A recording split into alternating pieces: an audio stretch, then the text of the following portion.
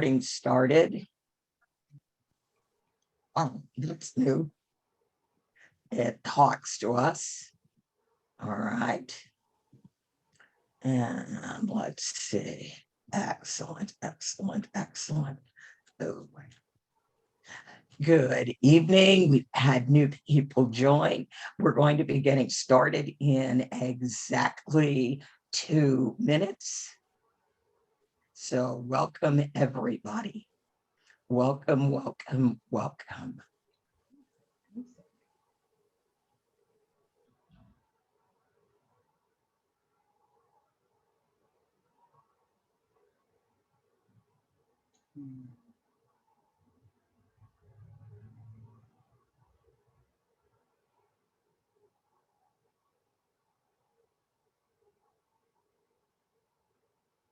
Good evening, everybody. Thank you so very much for joining us tonight. We are doing another episode of Southern Voices, and our specialty is going to be my favorite state, Texas, where not only are we going to examine Texas as a state, learn about our southwestern neighbor, we're also going to hear about the Latino vote. So, welcome. Thank you all so very much for joining us. Um, my board member, Dr. Gabriela Limos, she will be moderating our discussion. And our very special guest tonight is Dr. Victoria Di Francesco Soto. So I am ready to begin our program now. So we're going to do our brief internal update. We had a very big win today. The great state of Connecticut passed a constitutional amendment for early voting. So that was one piece of good news. Justin, if you'd be kind enough to unmute, we also got some good news from Arizona. So, Justin, go ahead. Yes. So yesterday in Arizona, the the Arizona State House narrowly voted down SB 1713, which was a voter suppression bill that has to do with photo identification for mail-in ballots. So that was narrowly voted down. That's something that we've been calling for and working against for a while now. And nothing's dead until the end of session, but this is a major win and it's pretty much dead. But yeah, really exciting. And one of the people that we were calling about this bill ended up voting no. And it was 2 Republicans who ended up voting no on it. So we really had a major impact on this bill. Hello. Thank you, Justin. And again, thank you to everybody who joined our phone banks. We are really making a difference. So the fact that Arizona voters will not need to include a photo ID, and this is when they request the vote by mail ballot, right, Justin? I believe so. It's including the number there, not actually like a photocopy or anything, but. Right. Yes, yes, yes. So that is a very big win. We were not able to get that win in Georgia.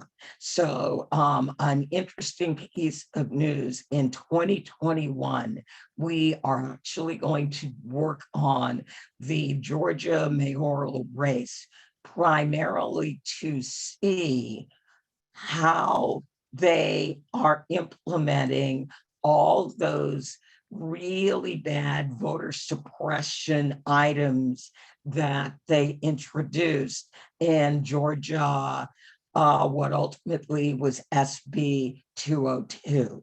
So Georgia they will need to mail a copy of their photo ID when they request to vote by mail ballot.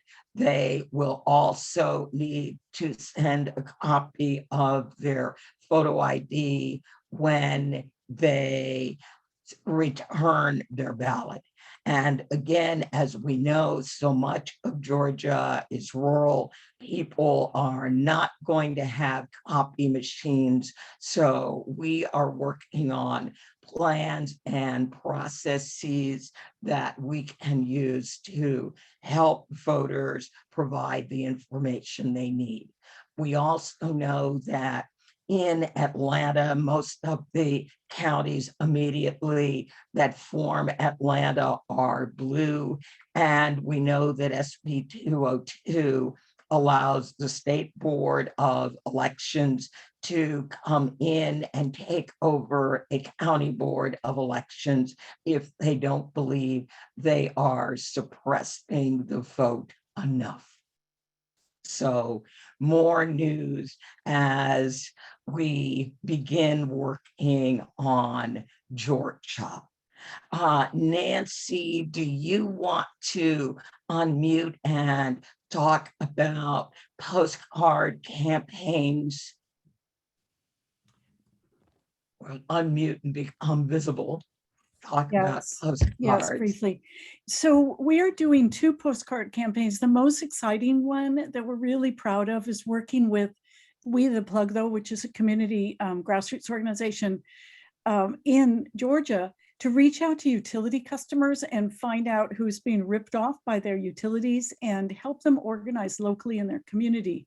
It's a civic engagement and racial justice issue with the hope that they organize locally, they look at their municipal utilities that are price gouging, they make some changes locally, and then they stay invested and continue to vote next year in the midterms. So we intentionally did not leave Georgia after January 5th. And the second exciting postcard campaign is Arizona. We're writing postcards to about 250,000 voters of color in Arizona, outside of Maricopa County, which is the biggest area of Arizona, Phoenix. We're not doing that county because everybody else is doing that county and our partners on the ground said not to. So we're writing postcards to them saying, please call Kirsten Sinema, your senator, and ask her to vote for the People Act, S1, Senate Bill 1, and to do whatever it takes to pass it. Because as you probably are aware, she is resistant to relaxing the filibuster rules. She and Joe Manchin of West Virginia are both resistant to that. So trying to put pressure on the voters. Part of it too is letting the voters know that this is an issue for them, that their right to vote is something that they can't take for granted.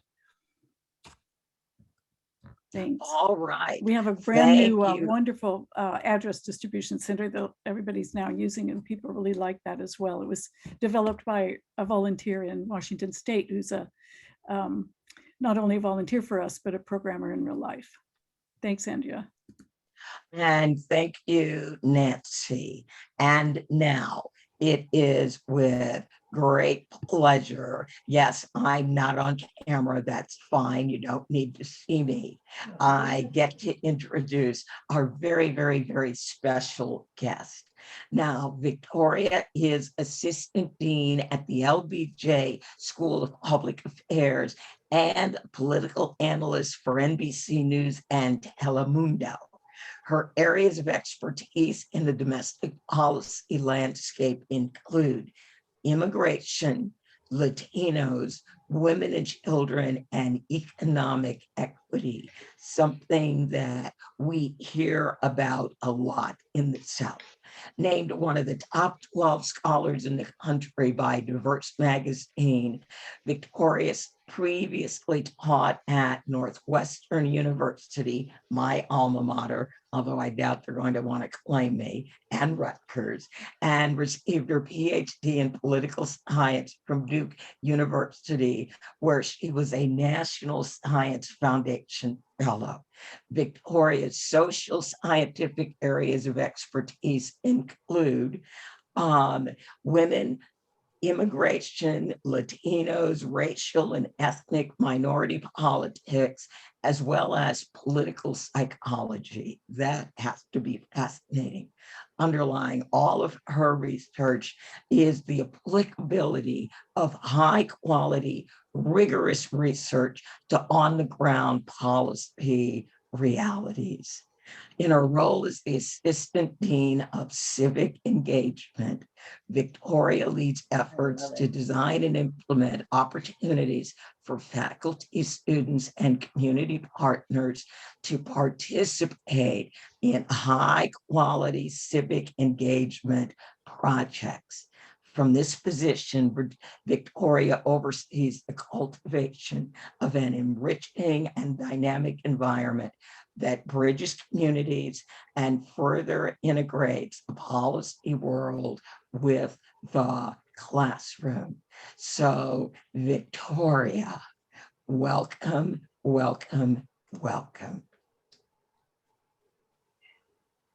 Thank you, Andrea, for that very warm welcome. And I love hearing that you went to Northwestern, one of the most beautiful areas I've ever been in. And it's just so good to be in this space with people who get it when it comes to civic engagement. A lot of times I need to explain what I do to people. They're like, okay, you're the assistant dean for civic engagement. What does that mean? What do you do? And I mean, just in the couple of minutes in the introduction and hearing about the initiatives and the projects you're working on, like, this is civic engagement.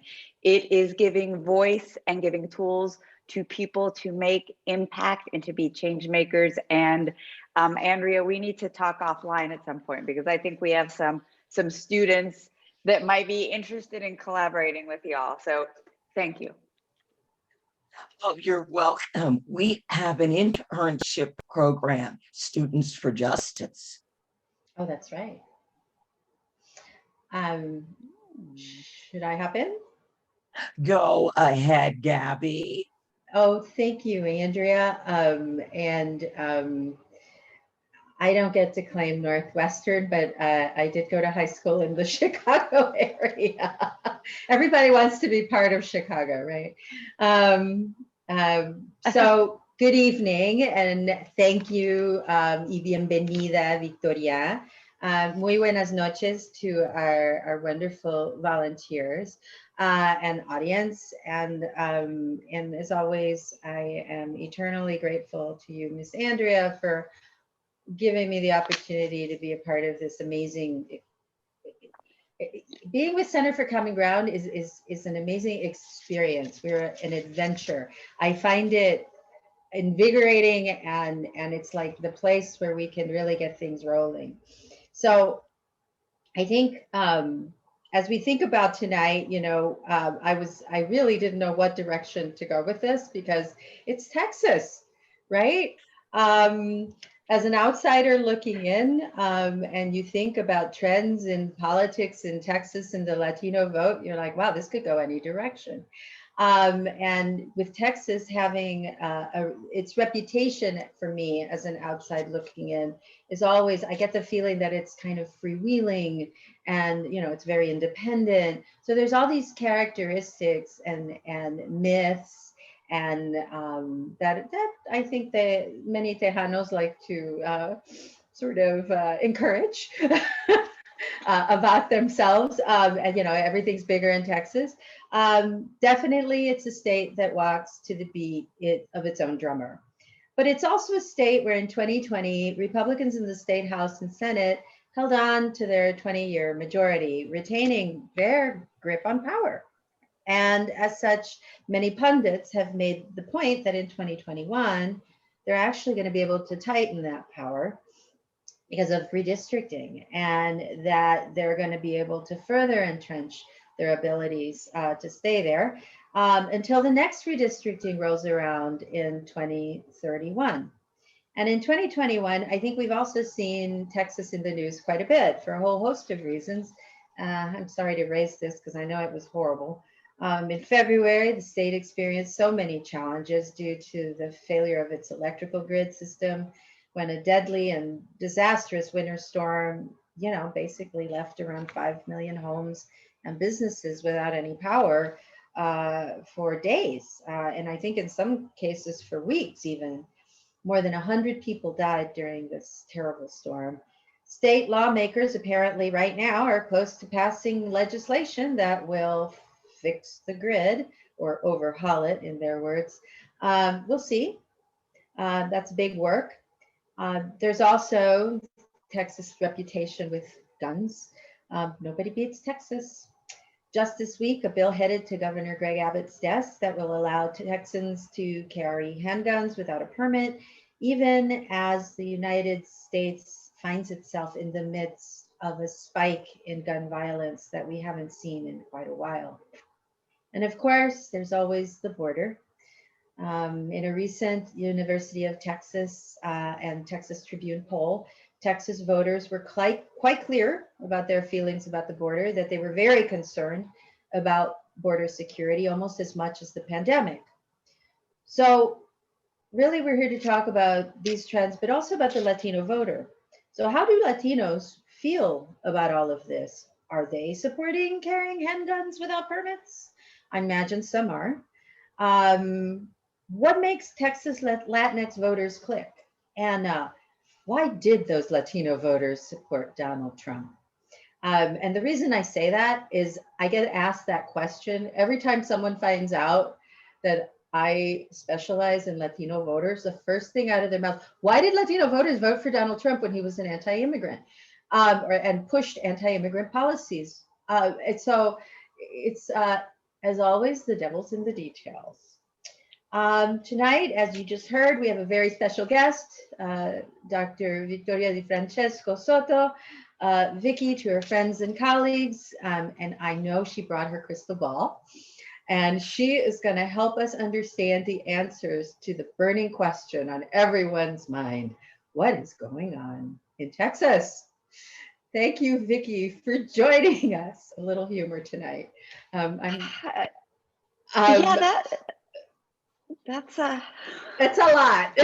So we're gonna you're gonna deconstruct it. Where do we begin? Well, let's begin at the Latino vote place. So, well, first let me apologize. Why? Go. It's like Latino vote, Texas. All right. First, I'm gonna apologize in advance for my super shaky internet. It's temperamental, but it's been especially when it rains, it gets even more temperamental. So there you go. But so I'm a political scientist by training, like Gabby, and so I've been looking at politics from kind of a scientific lens, and Latinos in particular, for close to 2 decades now, right? And so I always understood the Texas Latino vote and Texas politics, right? But it wasn't until I married a Texan and I moved to Texas that I really, really got it, right? And I think part of it is, and here you see my ignorance, I never fully grasped how Texas was part of the South, right? I always assumed, like, I went to school in North Carolina, Virginia, Alabama, Arkansas. Yeah, that's the South. But Texas, I guess I always associated with more of the West, right? The Arizonas, the New Mexicos.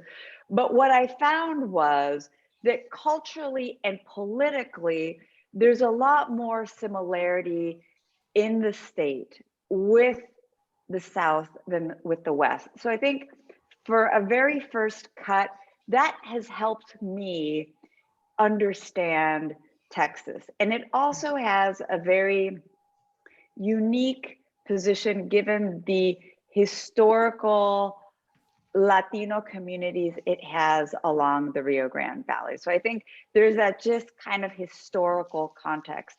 And when you look at Texans, I mean, yes, there are the very, very progressive folks, but just in general, Texas has always been a little bit more conservative, whether it's white, black, or brown. You know, before we've seen the Republican lock on Texas, there was a long time that the D's were in power, you know, the Ann Richards of the world.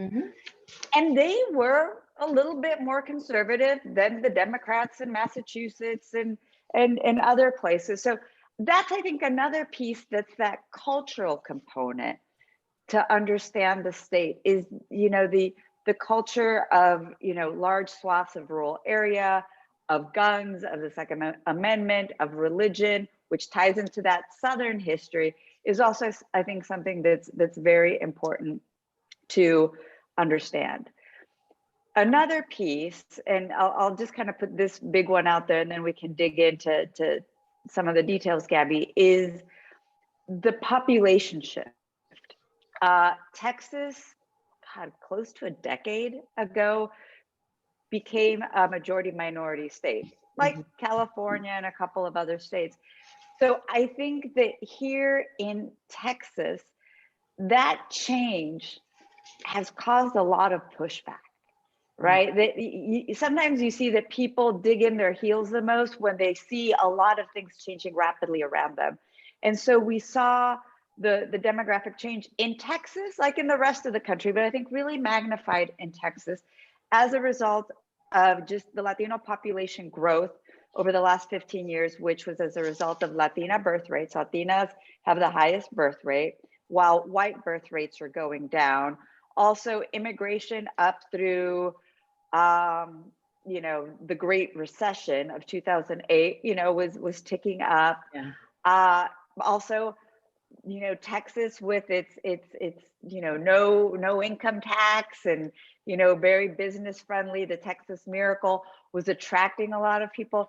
So in a very short order, you saw that growth. And for folks, I know there are some Texans in the room, they understand that there has just been this exponential growth. So that has also caused that pushback that we see against more progressive change. So talk to us a little bit about the Tejano voter, the Latino Tejano voter, because I think you kind of have to differentiate it a little bit. What do you think? Well, no, I mean, let me, not what do you think? What have you found in your research? You mentioned a little bit about women, and so obviously we're a younger population, we're having more children. I think the median age is 35, 36, 37 for Latinos in the state. Do you see generational shifts between the Hispanic of old versus the Latino today, or the Chicano? And how do you see that trend moving forward? You started to discuss it a little bit. And what are their issues? Such an important question, Gabby, because as you mentioned earlier, the devil is in the details. And regrettably, when the Latino vote is talked about, it's like this one big homogeneous blob, the Latino voter. And yes, there are some important commonalities. Yes, there is there. But then we have to understand the nuance within that group.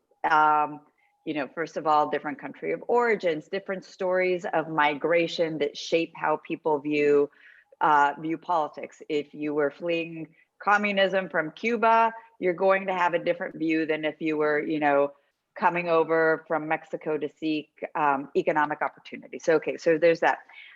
We're talking mainly about Texas in kind of this question, Gabby. So I'm going to zero in on that. Is understanding. So, there's Mexican American, there's Latino, there's Chicano, and there's Tejano. And this is a real thing, especially with older generations, where I know people who get offended and very angry if you refer to them as anything but Tejano. And so what happens is when outside groups try to come in and connect with the Latino voter, the Tejano is tuning out, because Tejano, it brings in this rich culture of Texas history, where you had, Texas as an independent state, the border crossed them, they didn't cross over. And so you're missing that. And it's a very particular culture. And it's important to keep in mind that this matters when you're speaking to people and when you're asking for their vote, or you're asking them to support someone. It seems like eons ago, but it wasn't. Politico did a great piece on this very topic about don't call us Latinos, we're Tejanos, where part of that, like, oh my gosh, what happened in 2020 was that, aside from a bunch of other things that we can unpack, but that lack of really personal connection of understanding that identity. Like, yes, there are these other broader terms, but in my heart of hearts, this is who I am. I am Tejano. Now, in terms of the age differences, and this is something we've just always seen, poli-sci 101. Older folks tend to be a little bit more conservative than younger folks. You know, you're more progressive in your younger years and you become a little bit more conservative when you're older. Black, white, brown. We see that with Latinos as well, right? And we also see, you know, with some segments of the Latino population, a little bit more moral social conservatism. Something that's closely correlated with vote choice is how often you go to church, to mass. That doesn't, you know, necessarily mean you're automatically going to vote Republican if you go to mass a lot and you're Catholic and you're pro-life, but there is a correlation there. So we see that. The other thing we have tended to see historically is that people who are closer to their immigrant experience also tend to be a little bit more conservative in their ideology. So if you immigrated yourself, for example, or if your parents immigrated, you tend to be more conservative than, say, second, third generation. And in addition to the age piece, which we always have to keep in mind, is the regional piece. And this is something that is so important, is understanding that Latinos in Harris County, which is essentially Houston, for those of you who know Texas, or Latinos in San Antonio, they're in large urban centers. There's a different culture. When you live in a city, it's different than when you live, you know, in a rural area. And so there's a cultural component there that is missed, because a whole lot of Latinos live in rural areas slash what I'm sure there's like some official urban you know, literature term about like semi-urban. I'm thinking of Brownsville, McAllen. They're not big metro centers like Houston or Dallas.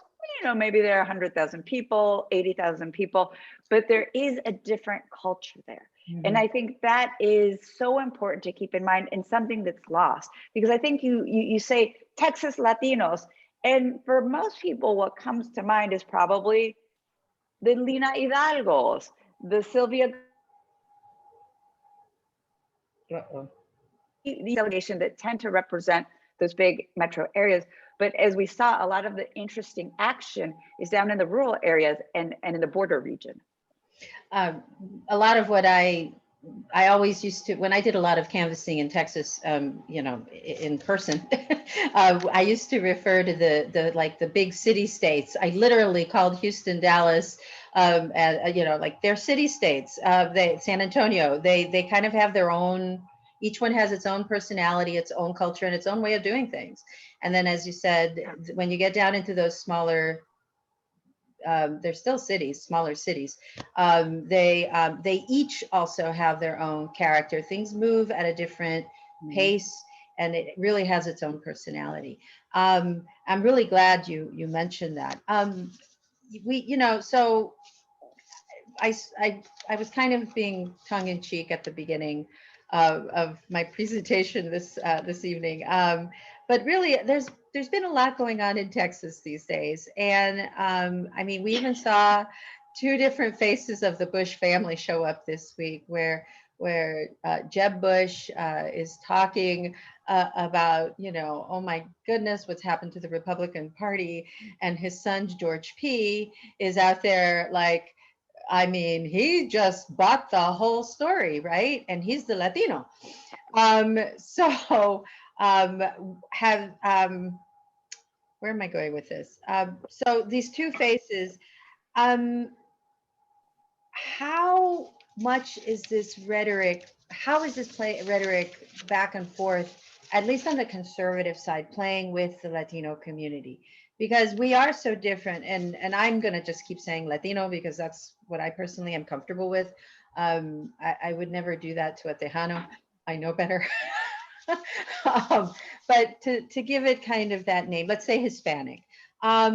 Are these messages resonating with the Latino community?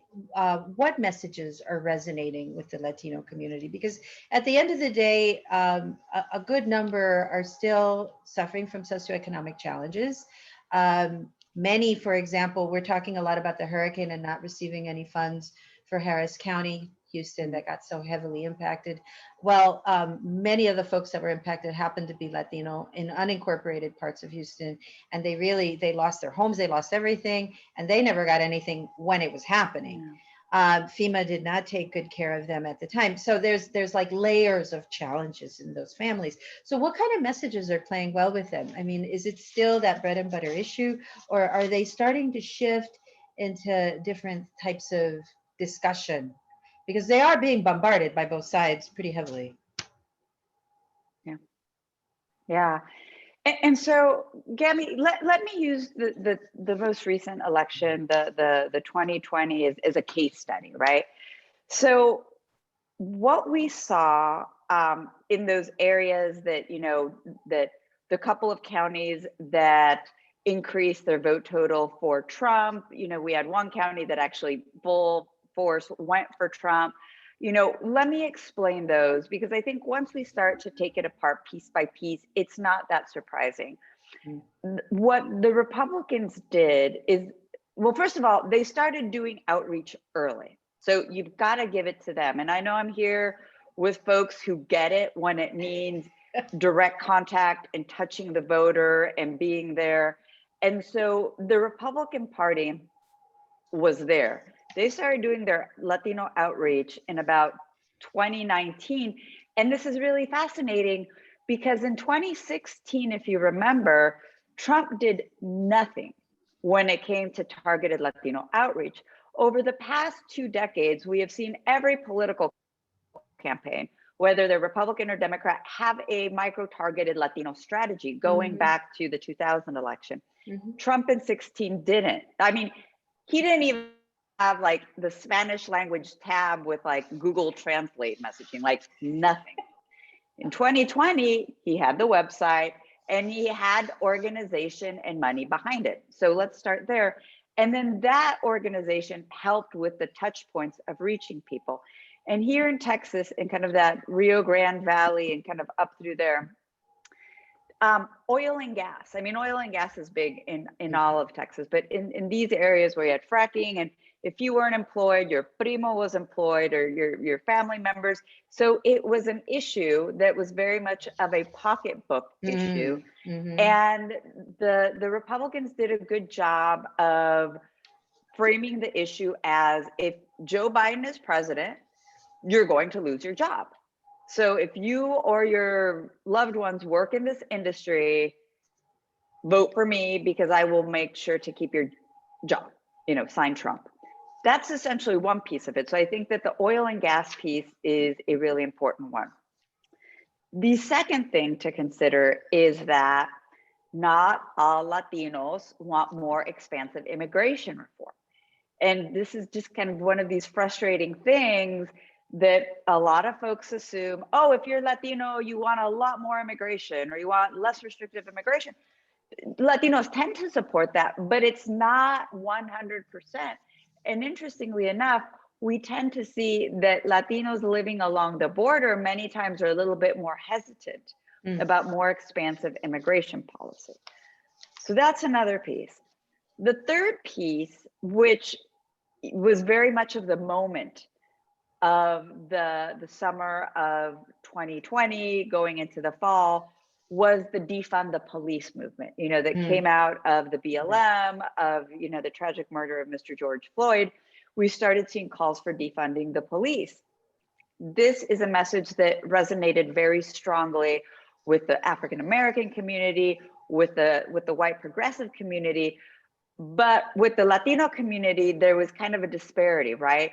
it didn't have the same resonance, partly because while there are negative interactions with the Latino community and police, there's a different history there. So there are different shades, there's a nuance to that relationship. And also, more specifically, along that border, that kind of area that we're zooming in on for this conversation, is the fact that there's a whole lot of border enforcement, law enforcement on the border. You know, Border Patrol, ICE, Customs, sheriffs, DPS. And, you know, more likely than not, someone in your family, someone within your first cousin circle probably works for law enforcement. So the defunding the police, or, you know, or doing away with ICE was not, you know, this is messaging that didn't resonate wholeheartedly with this area. We go to Houston, we go to San Antonio, that's a different story. But, you know, this is the thing we were talking about earlier about understanding that nuance. And I'll end with this piece, even though there are more, but the contact. And, you know, now that we're vaccinated and we can go out, it's like, oh, it's like, I can't even remember what it was like to be scared. But I remember I was one of those people that was like, so scared. I mean, I wouldn't go out of my house. I'd get curbside groceries. And, you know, the Democrats made a call to say, we're not going to do door-to-door canvassing. We're not. We're going to do everything else, but we're not doing it. Republicans were the complete opposite. They're like, we're canvassing and we're knocking on doors and we're shaking hands and hugging people and boom. And you know what? I have research that I've done that shows that this works, but you guys know it because you do it. That when you have that personal touch, when you have that interaction, that contact, it increases the probability that someone is going to turn out, and it also increases the probability of persuasion toward one candidate or another. Right.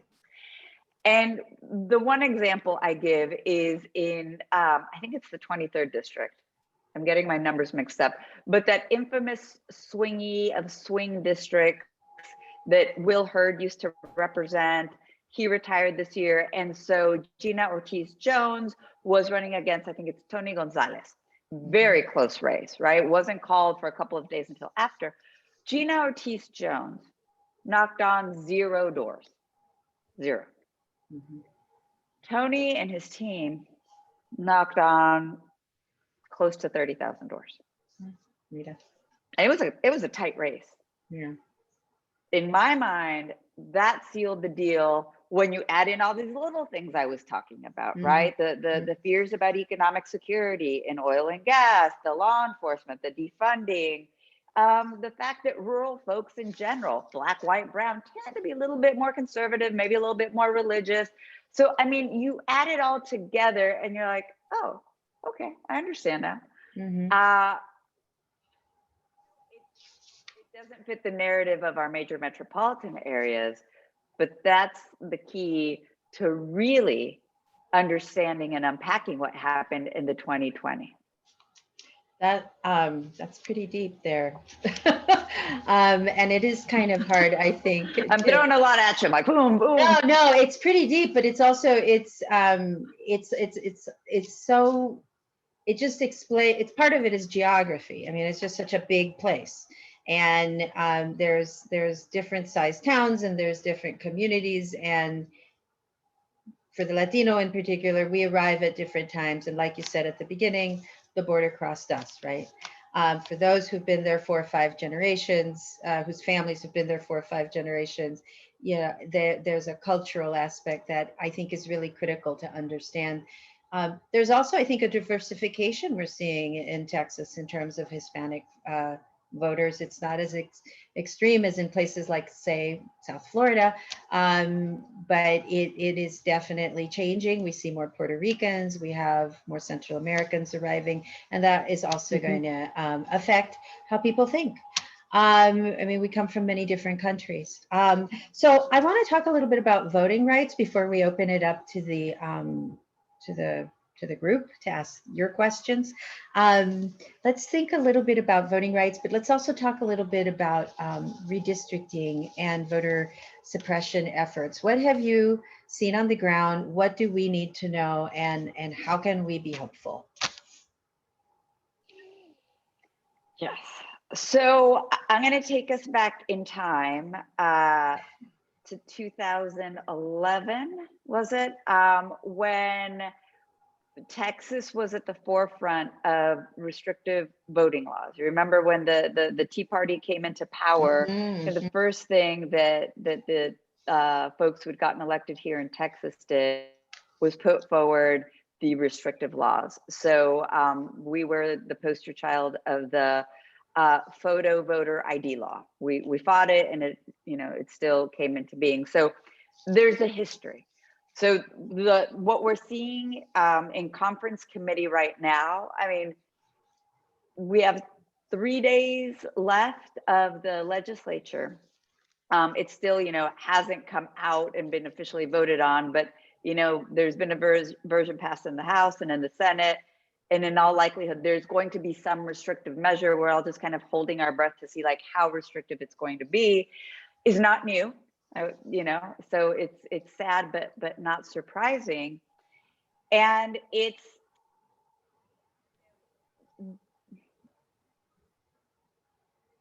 just get so frustrated because if there's one thing we should be doing is making it easier to vote. That's right.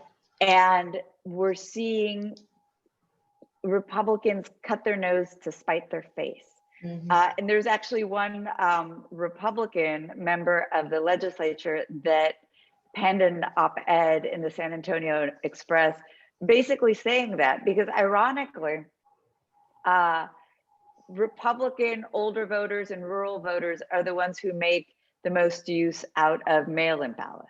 Oh, yeah. They're not touching mail-in ballots too much. They're trying to tinker more with the ballot boxes. It pains me to see what has been happening. And like I said, I'm just holding my breath, but I really have to give it to the Democrats in the state legislature, because look, I think Andrea said it earlier, you, Gabby, that all every branch of government, right? Our Supreme Court, our governor's mansion, the Senate, the legislature, it's all solidly Republican. But the Democrats have been playing a defense that is spectacular, where, you know what, we're probably going to get a restrictive voting rights bill, but it's not going to be what was intended because of the kind of the pressure, but also the skillful parliamentarian maneuvering that they have been doing with this and with other things. So just today we saw that they were able to successfully keep the LGBTQ, the anti-LGBTQ transgender bills that would prevent kiddos from playing on the team of the gender they identified with, that they finally got that. And it's just this massive effort. So I really want to give a shout out to the Democrats and to the grassroots mobilization efforts that do that, because there is this rightward march at the moment. I am a firm believer that everything that goes one way, the pendulum will swing the other. But it's been tough. It has been really tough. And my hope is that until we get the pendulum to start swinging back the other way, is that we step up, the collective, all of us on this Zoom, to counteract those measures and provide the tools and the subsidies of voter education, of logistical support to get to the ballots, to help people vote, to do that. So if they're gonna, move the goalposts over here, then we're gonna run over here behind them and, use that frustration and that anger to fuel us.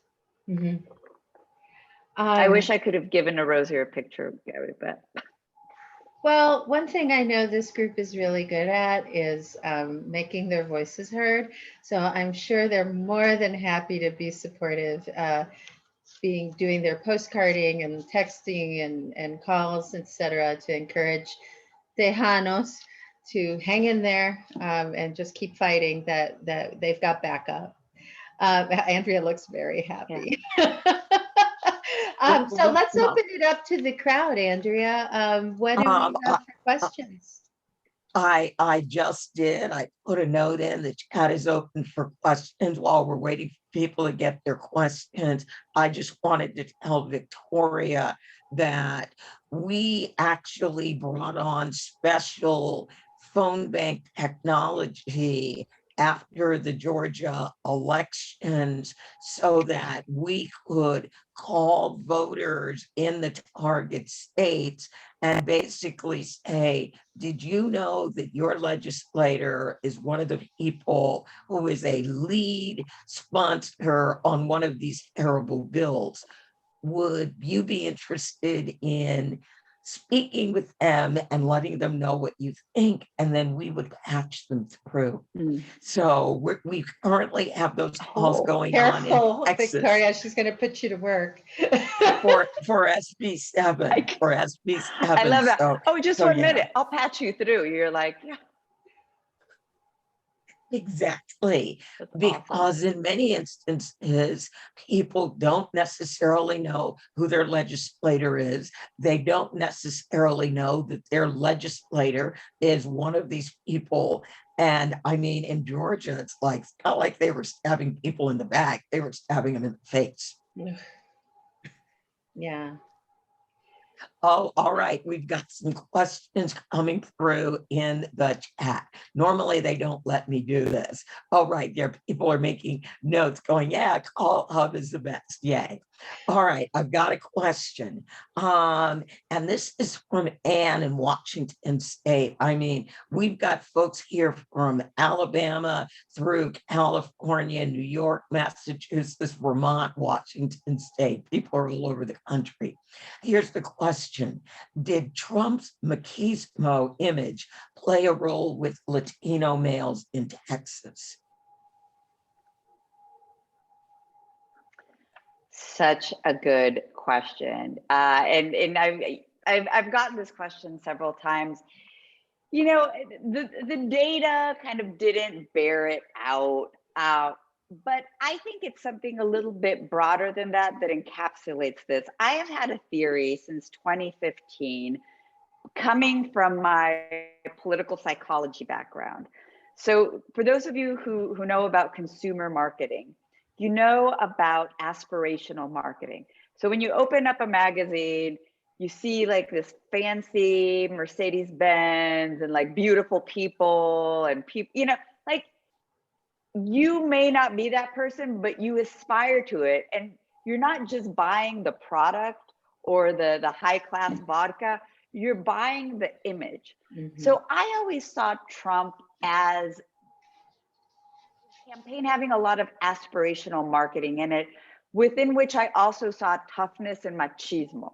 Like it's a whole package. Like, you know what? I may be poor as a church mouse, and I've never even seen a supermodel from afar, you know, let alone hang out with them. But in voting for Trump, I'm kind of like being a part of this. Because what's so fascinating about Trump is he owned it, right? He's like, yeah, I'm wealthy. Like, yeah, look at my hot wife. Yeah.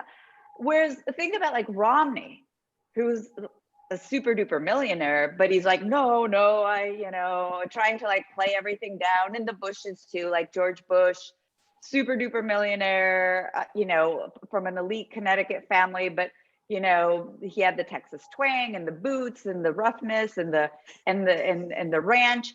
So it's interesting. Usually people try to play down their eliteness.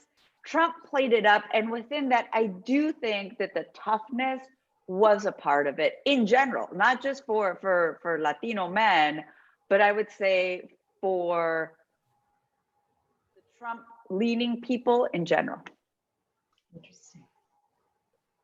Interesting. Anything else from our group?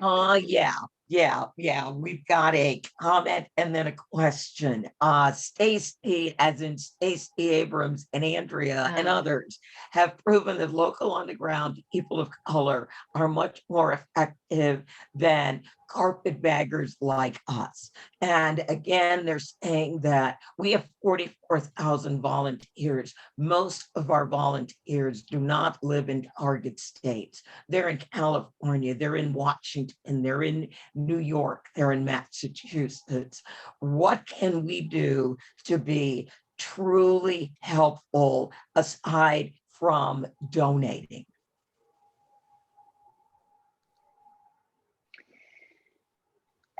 You know, it's the donation. Like, yes, this matters, because ultimately, while a lot of us do canvassing out of, you know, a passion for civic engagement, we know that professional canvassing is important. Like, that's just a given, and we need to support that. In addition to that, I would also say keep doing what you're doing, because when it comes to engagement and when it comes to mobilization, it's about coming at it from many different angles. You want the co-ethnic going in, you want the Latina going into the Latino neighborhood and having the cafecito. But then right after that cafecito, you want to follow up text. And then 2 days later, you want that postcard with a little bit of a personalized message. So those are things, while, you know, maybe you're out of state, you're not necessarily part of the target group, but you're part of bolstering that integrated touch point campaign. And now, thank goodness that we're out of the pandemic and we can have face-to-face interaction again. We can combine that indirect targeting of mailers, of social media messaging, of calling, of texting, with the in-person. And for me, that is the winning combination. When you put it all together, and then when campaigns are smart about their outreach and they do effective radio ads, effective TV ads, effective social media ads, because it has to be this package of mobilization. It's not just doing one piece. It's pieces that support each other, literally integrated, again, taking from the consumer marketing world, which is what political marketing did, is an integrated marketing communications approach. So can we piggyback off of that? Because I think the other piece is message. What kind of message is working with the Latino community? I mean, you know, everything, obviously things change and shift and you have to be flexible, but what are you seeing right now? Like, what kinds of things are resonating? The economy and COVID. You know, I think, again, there's some misperceptions that it's immigration, and immigration is an important issue. And for some people, especially those who have undocumented family members who are mixed status households, it definitely is going to be probably close to the top. But it's the economy, and it's usually the economy. Like, if you just look at data, but this past year, keep in mind where we were this time last year. Latinas were the hardest hit with the pandemic, because Latinas, together with our Black sisters, are the ones who are overrepresented in the service sector. And who were the first to lose their jobs when the pandemic hit? Hospitality. Women, and more specifically, minority women. Latinas had the dubious honor of having a 20%, let me say that again, 20% unemployment rate in April of 2020. That's right. It's kind of gotten better, but it's still really bad. So I think that the economy and really connecting with the hurt and the pain of that moment, together with the fact that so many Latinos were getting sick, you know, and that's the topic for a whole other session. But I keep coming back to the economy, and in particular, that economy that was hit so hard because of the decimation of the service sector overnight. That makes sense. Well, we have a few minutes left, Andrea. How would you like to wrap up? Well, number one, I want to make sure, Vicky's, if you're actually in Texas, that if you come across any people or campaigns, you can let them know about. We have partners, vote writers. And one of the things that vote writers does is they help people get IDs. They let people know what kind of photo ID is required for voting. And one of the other things that they are looking at doing, as I said, we are very solutions oriented. We are also a tech company, is we are looking at, all right, if they really are going to make people use and send their photo IDs in order to get a vote by mail ballot, then we are going to have to come up with ways so that rural voters, poor urban voters, older voters who don't really understand a lot about technology will be able to accomplish that and still request that vote by mail ballot. So it's going to be a very, very interesting election season, 2021 and going into 2022. So we will be back in Texas. As I said, I have always felt a kinship with Texas, that it is part of the South. So we will be back in Texas. And now that we have someone who knows Texas and understands it so well, along with our friends, I think we can be even more targeted. There was a question in the chat. These new voting laws are going to be confusing to voters. That's one of their goals, to confuse voters. So we have on our phone bank team, we've got a number of attorneys, and that's normally one of the first things that we do when we go into a state. We look at it from a legal point of view. What is legal? What can we do? And we want to make certain that we are providing voters with the best information possible. So Vicki, thank you so much for spending time with us. Is there anything you would like to say special in closing to our volunteers who are going, wow? Rome was not built in a day. And, you know, while the legislature here in Texas did not flip, there was hopes it would flip and then be able to be in the driver's seat for redistricting. If you look at the presidential level returns, Democrats have slowly but surely been making gains, and it's because of folks like yourself. So don't sleep on Texas. And please keep investing your time and your energy and your money in Texas. Don't say, oh, that's too far off. That's too far off. Okay, I'm not gonna lie to you. I'm not gonna tell you it's gonna flip overnight, but Rome was not built in a day. And it takes all of us putting in our own skills and our skill sets, whatever that is, to turn Texas blue. Thank you. And we have really good barbecue. I'll end with that. Right. All right. Yep. Well, you know what? I will have to come to Texas for the barbecue, and I make really good ice cream. She does. Andrea.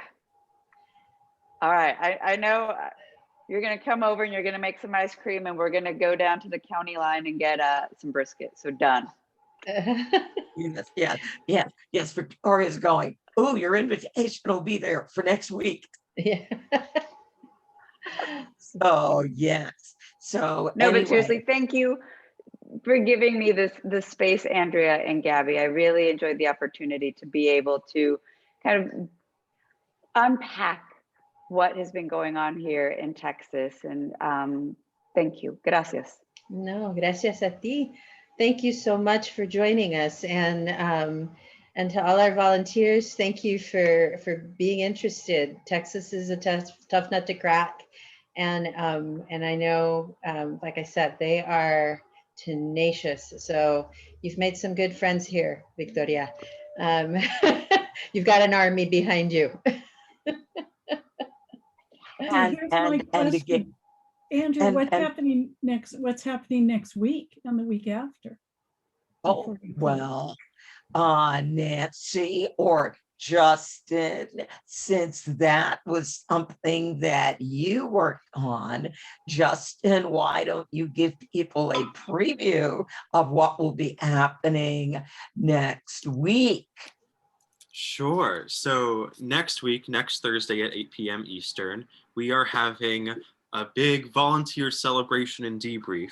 We were hoping that this event would be after Arizona went home, after Texas went home, and we could all debrief and celebrate all the legislation that we helped stop, the legislation we're pushing for, and figure out where to go next. But that's not entirely the case because some legislators refuse to go home. But we'll still have the event, and there's still so much incredible work to unpack and see our impact, and then also see where to go from here. And we'll hear from some of our in-state partners in Georgia and Arizona too. Wonderful. Yes, thank you so very much, Justin. So yes, I am really looking forward to the celebration next week. And I know for weeks we have been praying that Arizona would just go home. They won't go home. But so Texas, at least it looks like your legislators are going to go home on time. Arizona is still there, and I think they're like 2 weeks beyond when they were supposed to go home, and they didn't. So anyway, yes, we will have some things to celebrate.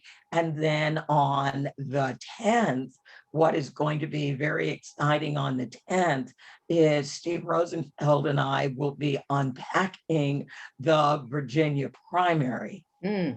That's going to be interesting to say the least. So we've got some very exciting events coming up. So again, thank you everybody for joining us. And I'm going to be really, really, really terrible and ageist about this. But our young man, Justin is still in high school. So we believe in training them young. That is awesome. So yes, so for me, Justin is the intersection of our policy team and our phone banking team. That is amazing. Wonderful. Yeah. Thank And you, Gabby, Justin. yes, and Gabby, remember our annual report? Justin laid it out, and he wrote the phone banking section. Oh, wow. Okay. Well, thank All you. right.